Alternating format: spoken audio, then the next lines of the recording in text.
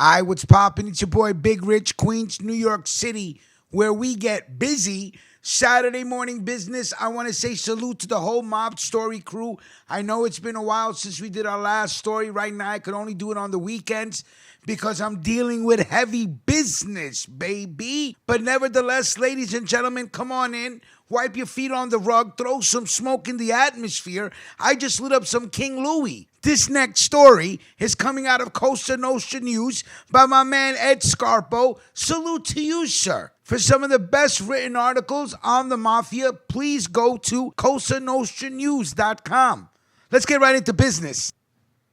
The Johnny and Gene Show is history. Feds ban Ex-Bonanno associate Gene Borrello from podcasting and setting foot in Howard Beach, Queens, for threatening an ex-girlfriend's husband and father, as well as glorifying mob life via a series of podcasts. Former Bonanno associate would-be podcaster Gene Borrello was sentenced yesterday to 4 months in prison, followed by 6 months of house arrest and 3 additional years of probation. He is also banned from doing podcasts and setting foot in Howard Beach, Queens. Queens, baby, the greatest city on earth. This is according to a court document John Alight, Gene's partner on the Johnny and Gene Show, read over the phone on last Wednesday. Borrello, 36, was an up-and-coming associate close to becoming a wise guy with the Bonanno crime family before flipping and helping Brooklyn federal prosecutors put away more than 21 mobsters. A disgracia!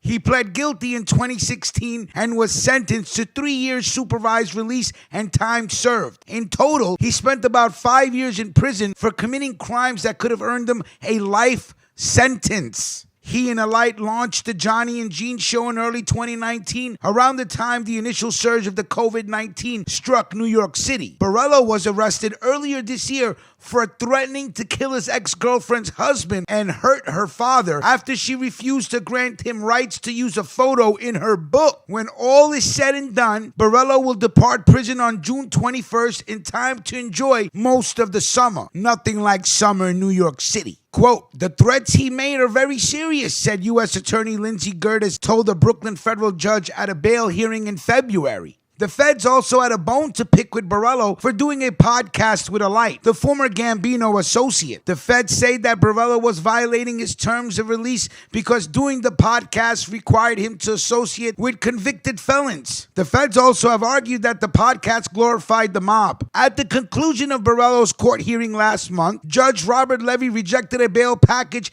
and ordered Borrello detained. The crazy thing, in at least the blogger's humble opinion, is that Borrello's ex-girlfriend told Jerry Capisci at Gangland News that she didn't feel threatened at all by Borrello and described these events as a petty situation. Quote, "I think my husband wants to see him in jail," she said. "Gene's my ex-boyfriend and he obviously doesn't like him. He may have threatened him, but I don't feel threatened and I don't think my husband feels threatened. I think he just wants to see him go back to jail." Well, I'm going to say disgracia to the wife for throwing your husband under the bus like that and making him look like he's afraid. Based on what we have been hearing from sources, we agree with the ex-girlfriend about the husband wanting Gene in jail. Sources are telling Cosa Nostra News that the husband is friendly with certain individuals, also from Howard Beach, who would seem to have incentive to jam up Gene Borrello. A little payback, baby. He is friendly with Ronnie G and Pudgy, one source told us of the ex-husband. Ronnie G is Bonanno family acting capo Ronald G. Alonzo, 50, who is residing at Otisville FCI with a release date of March 2, 2029. He may have been promoted from acting by now. The Bonanno family is the one Borrello flipped against, not to put too fine of a point on it. Pudgy is Nicholas Festa, 42, who is at least a Bonanno associate, or he supposedly was back in 2005 as per court filings. Pudgy, also a large-scale drug dealer and loan shark who had been robbed multiple times, as per court filings. In March 2018, G. Alonzo pled guilty to running a loan sharking ring based in Queens. He was ordered to sell his 86th Street Howard Beach mansion and put whatever price he got toward the $1.23 million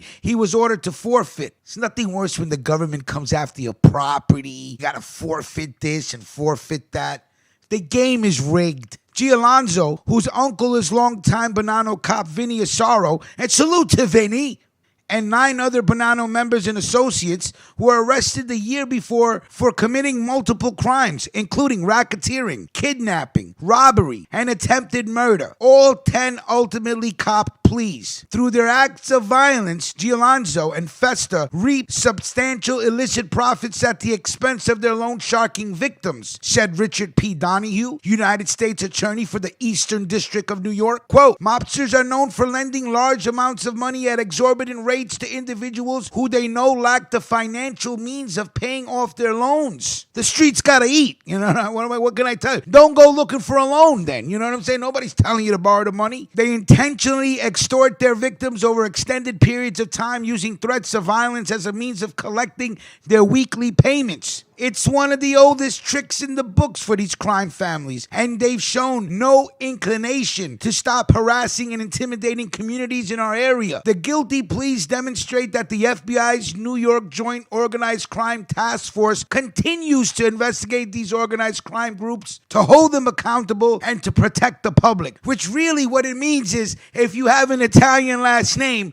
the feds are going to be looking at you twice. In August of 2018, Ronnie G was sentenced to 14 years behind bars for running a loan sharking operation that terrorized the Queens neighborhood for nearly 20 years. Prosecutors said the acting capo ran gambling and extortion rackets in Howard Beach since 1998. As per the indictment, Giolanzo and an associate once dragged the victim into a car and beat him until he shitted on himself. Giolanzo and his crew also fought a war against a rival drug dealer. Attorney Elizabeth Macedonio, who represented Asaro in the Lufthansa trial, had sought leniency for Ronnie G by saying some of his extortion victims knew what they were getting into. The judge, seemingly recoiling from what was a thoughtless statement, blasted Macedonio with, "That's like saying a prostitute who's out there selling her body might get raped, but what's the difference? As they say, if you sleep with a dog, you get fleas. But that doesn't excuse the offense," said the judge. When the judge focused on Ronnie G, she said, "You threatened to have people beaten with bats. You had them beaten with pipes. It's like in the movies, but this ain't no movie." The mobster told the court he would likely miss the marriage of his children and the deaths of his parents, saying, "I can blame no one but myself." Federal prosecutor Lindsay Gerdes called Ronnie G a puppeteer who never learned from his mistakes. She also accused him of using hands-on work at Ground Zero, which left him with cancer, as a ploy for sympathy whenever he got into trouble. He argued the same thing before, Gerdes said. "When does time wash that out?" Quote, "I have to wonder what it takes," the judge said. "I don't know you can pull away from this, Mr. Giolanzo. I think it's ingrained in who you are." She warned his 4 children just before passing down his sentence, saying, "It's better to live a humble life than one spent constantly looking over your shoulder." I can agree to that, though. Federal sentencing guidelines recommended Giolanzo get about 7 years in prison, but the judge decided to put some English on it and slapped him with 12 years, plus 2 more for violating supervised release. Cosa Nostra News first interviewed Gene in 2019 when he told them that the residents of Howard Beach were mistakenly blaming him for terrorizing the neighborhood when the 2 gangsters who were really behind it were reputed Bonanno capo Vinny Asaro and alleged acting capo Giolanzo. Quote, "I took orders from Ronnie G and Vinny Asaro," Gene said. At the time, he contacted Cosa Nostra News, and Borrello took deep issue with how Gangland News portrayed him, telling Cosa Nostra News that those home invasions he committed were done on the orders of the Bonanno family, and including alleged soldier John Bazoo Regano. The John and Gene show kicked off around when the COVID-19 shutdown began. John and Gene were doing the show to influence youngsters to avoid life on the street in a gang or crew. Quote, "We can tell them how fake and treacherous street life is," John Alite said last summer. Quote, "We want to help them see it for what it is. We keep it real and hope to help kids understand gangs, the streets, the mob, and that there is opportunity in life outside of crime when they live in the inner cities or rich areas." Quote, "Most people have never had to shoot or stab anyone and have no idea what it's like on the street. That's right.